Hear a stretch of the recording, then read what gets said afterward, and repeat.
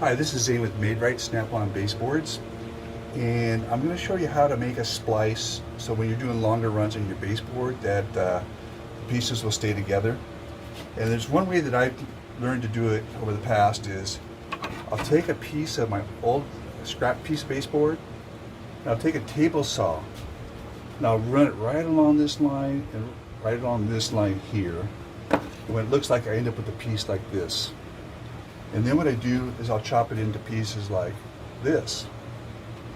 And what we do, there's a couple ways you can do your cuts too. You can do a square edge, or you could actually do a 45 cut. And so on this one here, I actually did a 45. Some guys do 22s, but then you get the spline on the back, so it keeps it pretty rigid.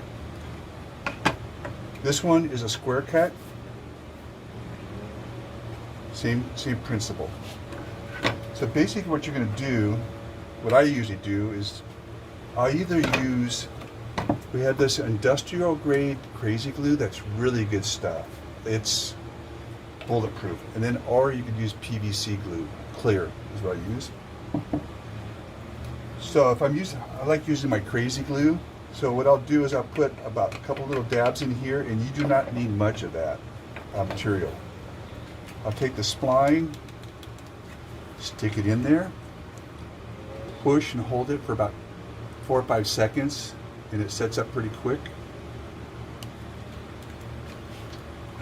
And then my other piece, a couple ways you could do it is you can put some dabs right here or some dabs back here. And if you put some dabs up here and maybe a couple little dabs right along here, so when you squeeze it, and what you got to do, you got to adjust it a little bit to make sure it lines up really nice. And then what you do is you just hold it for like 10 seconds. And if you get a little bit in the gap, it'll keep that from opening up a little bit. Like this one does not open up at all. This particular one, I didn't put any sealant in there, but if it flexes, it would open a little bit. So you might want to consider doing that. And then here's one I did with a 45 also, with the spline.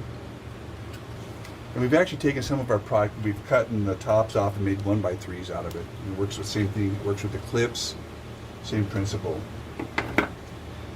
And then on this one here, I actually did a 45 and I used the PVC glue.